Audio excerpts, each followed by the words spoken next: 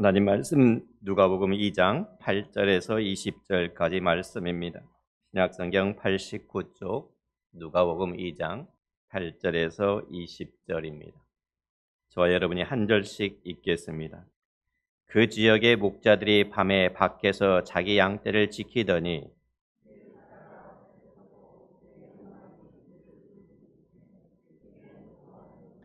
천사가 이르되 무서워하지 말라. 보라, 내가 온 백성에게 미칠 큰 기쁨의 좋은 소식을 너에게 전하노라.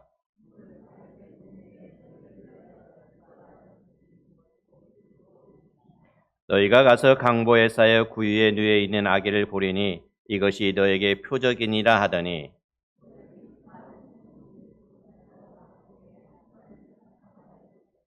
지극히 높은 곳에서는 하나님께 영광이요 땅에서는 하나님의 기뻐하신 사람들 중에 평화로다 하니라.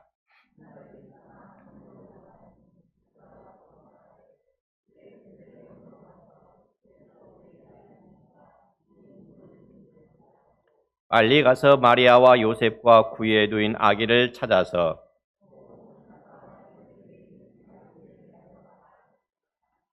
듣는 자가 다 목자들이 그들에게 말한 것들을 놀랍게 여기되 같이요. 목자들은 자기들에게 이르던 바와 같이 듣고 본 그 모든 것으로 인하여 하나님께 영광을 돌리고 찬송하며 돌아가니라. 아멘. 보통 왕궁에서 왕위를 이을 왕자나 공주가 태어나면 모두가 기뻐하고 그 준비를 위해 다들 애를 씁니다. 그러니까 얼마나 영광스러운 탄생입니까? 그러나 왕으로 오셨음에도 불구하고 영광과는 전혀 거리가 먼 모습으로 우리 주 예수님은 탄생하셨습니다. 왕으로 오셨지만 전혀 왕으로 대접받지 못한 예수님의 탄생에 대한 말씀을 천사들로부터 전달받은 사람들이 오늘 본문에 나오는 사람들입니다. 그들이 누구입니까? 그들은 목자였습니다. 8절에 보니까 그 지역의 목자들이 밤에 밖에서 자기 양떼를 지키더니 라고 말합니다. 밤에 양떼를 지키던 목자들에게 이 엄청난 소식이 전해진 것은 사실 좀 의외입니다. 그 당시 유대 땅에서 목자들은 낮고 천한 사람들로 취급받았기 때문에 그렇죠. 그러나 바로 그렇게 더럽고 비천하다 하여 다른 사람들, 특별히 종교 지도자들로부터 무시당하던 목자들에게 하나님의 천사가 와서 구세주의 탄생에 대해서 알려주었습니다. 목자들은 양치는 일을 위해서 성전이 있는 곳으로부터 멀리 떨어진 곳으로 가 있죠. 여러 날 동안 성전에서 멀리 떨어져서 생활합니다. 스스로 정결하기 위해서는 성전에 가서 종교 예식을 거행해야 되는데 그들은 거기에 참여할 수가 없었습니다. 그러니 율법적으로 보면은 목자들은 너무나 부정하게 산 사람들이었습니다. 그러나 이 낮고 천한 사람들, 종교적으로는 부정하다고 여겼던 사람들에게 하나님으로부터 큰 기쁨의 좋은 소식이 가장 먼저 전해졌다는 것은 참 놀라운 일입니다. 그렇다면 왜 하필 이 목자들에게 가장 먼저 구세주 탄생 소식이 전해진 것일까요? 성경에 보면은 그 이유가 분명하게 나와 있지는 않습니다. 하지만 한 가지 주목해야 될 것은 천사들이 그들에게 온 때가 언제인가 하는 것입니다. 천사가 나타난 시간은 목자들이 밤에 자기 양떼를 지키고 있을 때라고 말하고 있습니다. 사실 밤에 얼마나 피곤하고 힘듭니까? 그런데 그 목자들이 자기들이 할 일을 충성스럽게 충실하게 감당하고 있을 때 천사가 나타났다는 것입니다. 목자들은 당시 아무도 알아주지 않을 뿐만 아니라 오히려 사람들이 무시하고 있는 사람들이었습니다. 그러나 한밤중에 열심히 자기들이 맡은 양들을 지키고 있었다는 것입니다. 바로 그때 천사가 그들에게 나타나 놀라운 소식을 전해줍니다. 9절 10절에 보니까 주의 사자가 곁에 서고 주의 영광이 그들을 두루비침에 크게 무서워하는지라. 천사가 이르되 무서워하지 말라. 보라, 내가 온 백성에게 미칠 큰 기쁨의 좋은 소식을 너에게 전하노라 라고 말합니다. 그러니까 온 백성에 미칠 큰 기쁨의 소식이 누구에게 전했습니까? 그것은 결코 왕궁에서 호화롭게 살던 권력자들에게 전해진 것이 아닙니다. 자기들의 학식과 경건을 자랑하던 바리새인들이나 제사장들에게 전해진 것도 아닙니다. 놀랍게도 하나님의 말씀은 낮고 비천한 목자들, 멸시당하는 위치에 있었지만은 자기들의 일을 묵묵하게 성실하게 감당하고 있던 목자들에게 임했다는 것입니다. 이것이 무엇을 의미합니까? 목자들이 어떤 사람인지 모르는데, 어떤 사람들인지 모르는데 무조건 비천하고 낮은 목자들을 미워하면서 그들은 최고의 영성을 가진 사람들이라고 하는 게 아닙니다. 하나님의 말씀, 온 백성에게 미칠 큰 기쁨의 좋은 소식은 힘든 상황에 불평하고 원망하는 사람이 아니라 오직 하나님만 바라며 자기에게 맡겨진 일에 최선을 다한 사람에게 주어진다는 사실을 가르쳐주고 있습니다. 그것을 이 목자들을 통해서 우리에게 알려주고 있죠. 우리의 삶은 어떻습니까? 나의 삶을 살아가는데 최선을 다하고 계십니까? 자기가 맡은 역할을 최선을 다하고 계십니까? 교회에서도 자신이 맡은 사역에 최선을 다해 섬기고 계십니까? 아니면 이런저런 핑계를 대거나 게으르게 하고 있지는 않습니까? 어디에서든지 내가 무엇을 하든지 스스로 물어보시기를 바랍니다. 내가 최선을 다하고 있는가? 이게 내가 할 수 있는 최선인가? 누구나 인생에서 고민이 있습니다. 괴로움이 있습니다. 슬픔이 있고 답답함이 있습니다. 하지만 그 가운데서 우리가 할 일이 무엇입니까? 불평, 불만, 비난이 아니라 최선을 다하는 것입니다. 혹시 아무도 알아주지 않더라도 세상의 눈으로 볼 때는 별 볼 일 없는 인생인 것 같아도 하나님은 모든 것을 보고 계신다는 사실을 기억하면서 하나님이 기뻐하실 만한 삶을 살기 위해서 애쓰며 사는 사람들에게 하나님의 말씀이 임하는 것을 알 수가 있습니다. 여러분, 우리가 아무리 중요한 일을 한다고 해도 20년, 30년 후나 우리가 죽은 후에 우리가 역사책에 기록되겠습니까? 내 이름이 역사책에 기록될 것이라고 자신만만한 분이 계십니까? 우리를 누가 알아줍니까? 우리가 여기 사는 것을 세상 사람들은 모릅니다.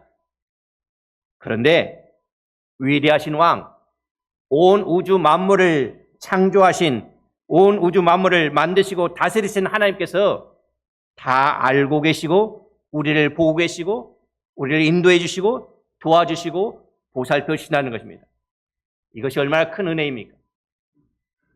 우리는 그것을 기억해야 됩니다.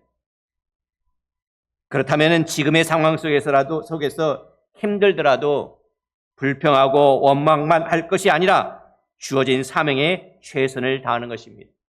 일터에서, 가정에서, 교회에서 또 어디에서든지 최선을 다하는 것입니다. 그런 사람에게 하나님의 말씀이 임합니다. 여러분, 비가 아무리 억수로 내려도 컵을 거꾸로 놓으면 거기에 물은 한 방울도 들어가지 않습니다. 들어오도록 컵을 위를 향해서 놓아야 되는 것입니다. 하나님의 말씀이 아무리 선포되고 아무리 나에게 주어져도 컵을 뒤집어 놓듯이 뒤집어 놓고 있으면 어떻게 하나님의 말씀이 들릴 수가 있겠습니까? 하나님은 나를 사용하고 싶어 합니다. 놀랍게도 저 위대하신 하나님께서 나 같은 사람을 사랑하실 뿐만 아니라 나를 사용하고 싶어 하신다는 것입니다. 그런데 내가 준비되어 있지 않아서 주님의 말씀하실 때 듣지 못한다든지 아니면 말씀을 들어도 변명하거나 핑계를 댄다고 쓰임받지 못한다는 것입니다. 저를 포함해서 우리 모든 사람은 어떻게 보면 핑계 부자이고 핑계 전문가인 것 같습니다. 이래서 못하고 저래서 못한다는 핑계가 정말 많습니다. 환경이 나빠서, 돈이 없어서, 지위가 낮아서, 다른 사람 때문에, 너무 바빠서, 너무 한가해서, 피곤해서, 아이들 돌보느라고, 드라마 보느라고, 놀러 가느라고, 나이가 많아서, 나이가 어려서, 뭐 등등 너무너무 많은 핑계를 대고 있지는 않습니까? 근데 그것이 정말입니까? 가만히 보면은 주님이 원하시는 일은 이런저런 이유로 못하겠다고 하면서 자신들이 무엇인가를 해야 하거나 가족에게 뭔가 생기면 어떻게든지 그 일은 하는 것을 보게 됩니다. 못하는 법이 없습니다. 우리가 이래서 못하고 저래서 못하고 이게 안 좋아서 못하고 저 사람이 걸려서 못하고 그러다 보면은 할 수 있는 때가 없습니다. 삶에는 문제가 끊이지 않고 찾아옵니다. 한 문제를 해결하면 또 다른 문제가 옵니다. 문제를 다 해결했다라고 했으면은 그러면 또 다른 문제가 옵니다. 그러니 우리가 어떤 일을 할 때 이 문제를 다 해결하고 난 다음에 하겠다라고 하면은 그 일은 정말 못하는 것입니다. 해야 할 것을 다 하고 나서 주님의 일을 하겠다고 하면은 할 수가 없습니다. 어려운 상황은 이 세상이 끝날까지 없어지지 않기 때문에 그렇습니다. 신앙생활도 할 수 있을 때 해야 되는 것입니다. 주님이 주시는 일, 사역도 할 수 있을 때 해야 되는 것입니다. 왜냐하면 하고 싶어도 할 수 없을 때가 갑자기 찾아올 수 있기 때문에 그럽니다. 다음에 하면 되지 뭐. 아니요. 그 다음이 없을지도 모릅니다.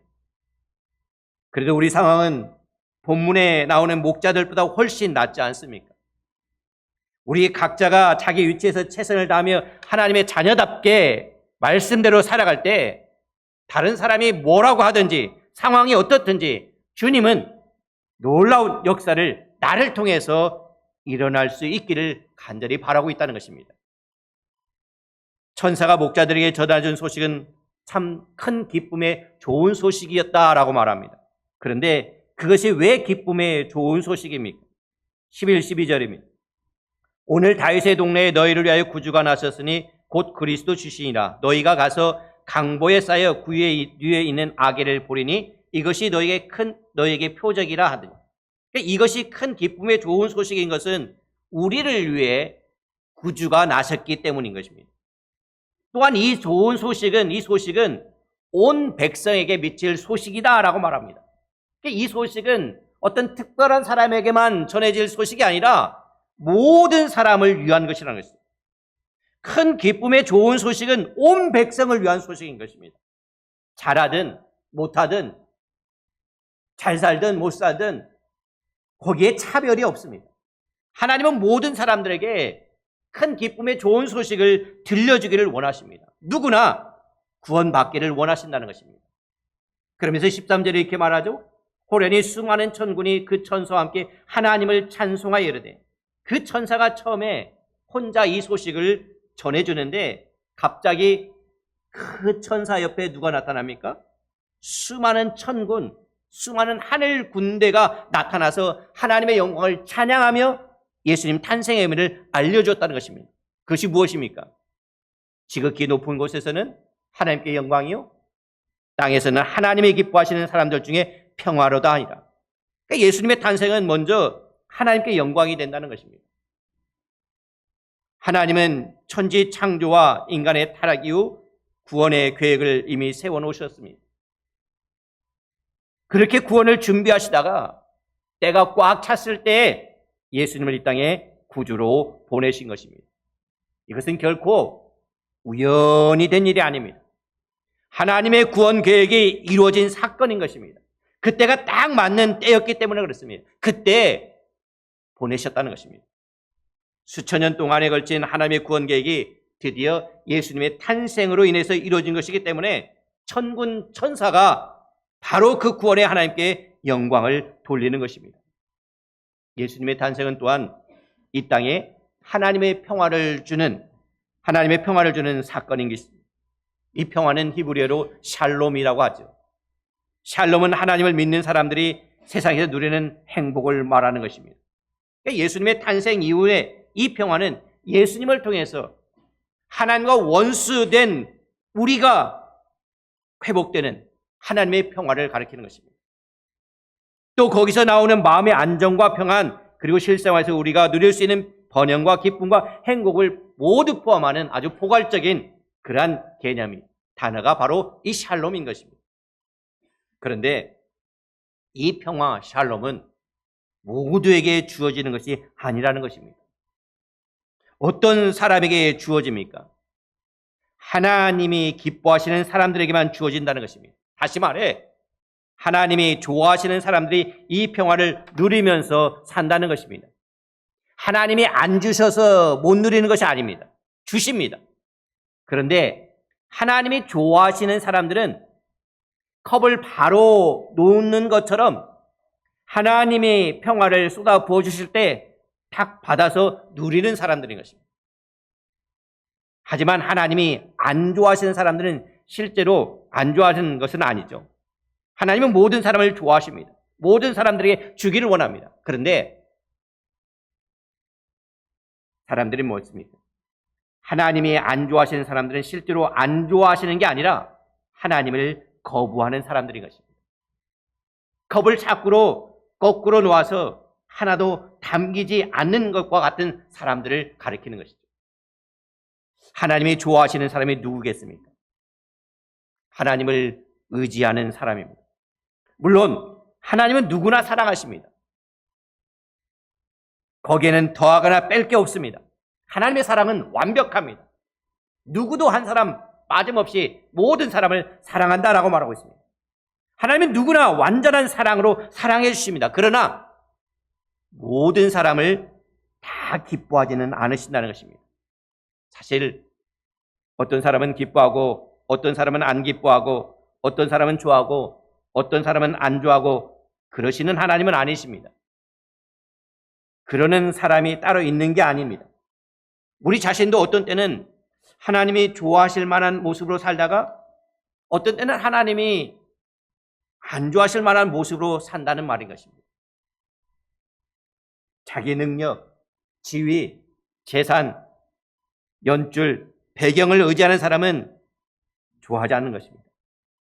아무것도 없는 사람, 연약한 사람, 비천한 사람, 가난한 사람을 좋아하십니다. 그러나 무조건 그런 사람들을 좋아하는 게 아닙니다. 비천하다고 해서 전부 다 좋아하는 것은 아니죠.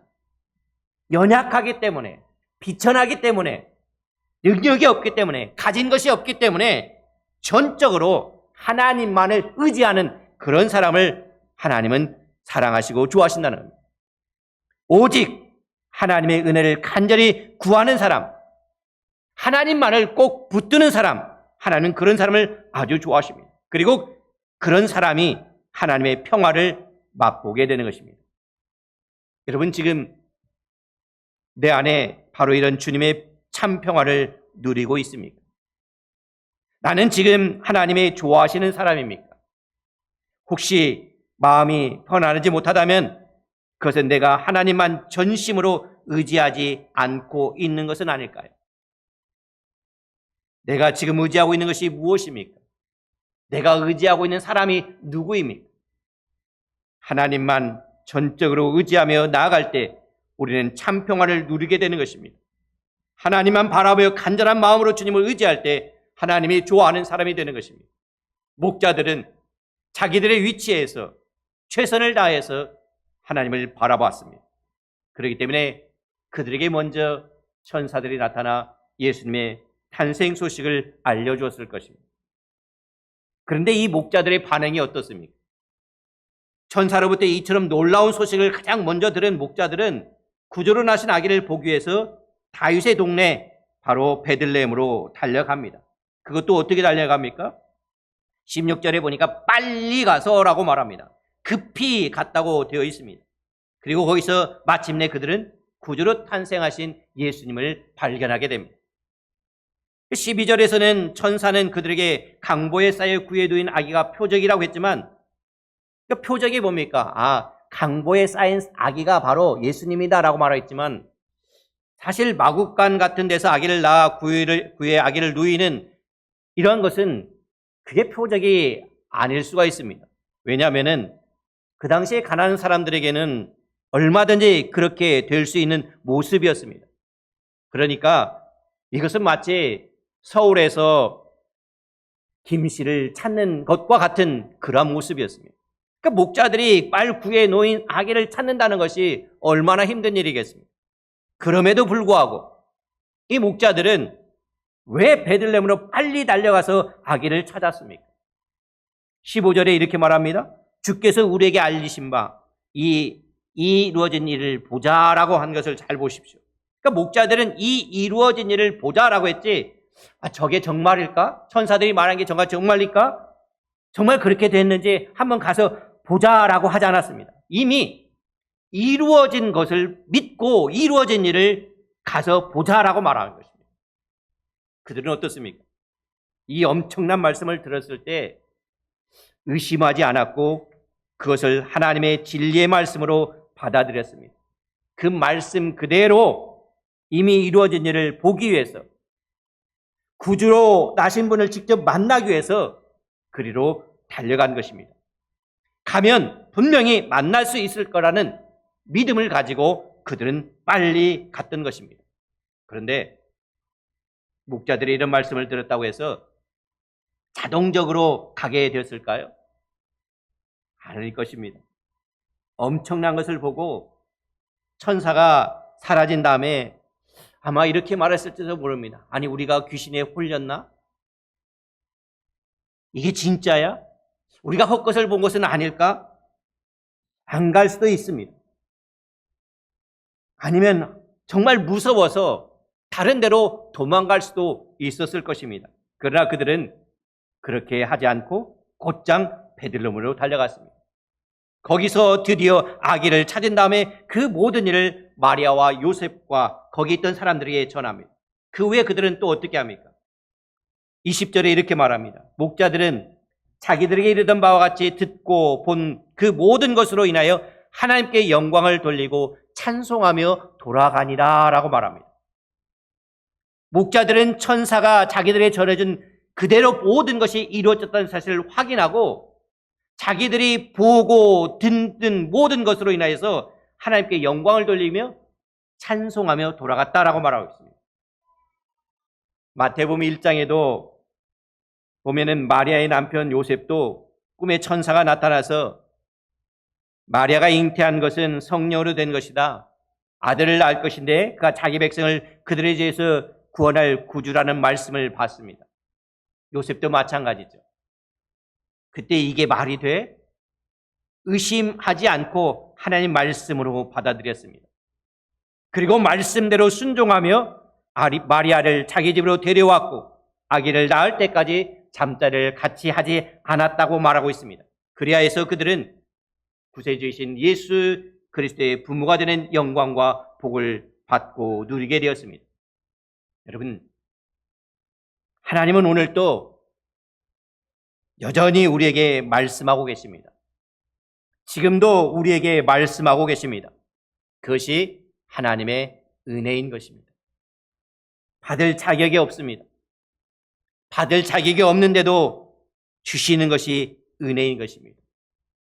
우리에게 하나님의 말씀을 받을 자격이 어디가 있겠습니까? 그런데도 주신다는 것입니다. 그것이 은혜인 것입니다. 그 말씀을 믿음으로 감사하며 받아들이는 사람에게는 변화가 일어납니다. 말씀을 대할 때마다 감격이 있습니다.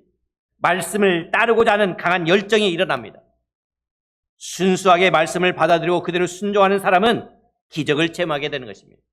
기적이라고 해서 무엇에 닿지도 않았는데 깨진다거나 공중에 붕 떠서 날아간다거나 그런 기적이 아닙니다. 평범하지 않은데 일어나는 일인 것입니다. 그런 것이 무엇이 있겠습니까? 정말 저 사람 너무나도 보기 싫은데 그 싫어한 사람이 이상하게 불쌍히 여겨집니다. 긍휼한 마음이 생기는 것입니다.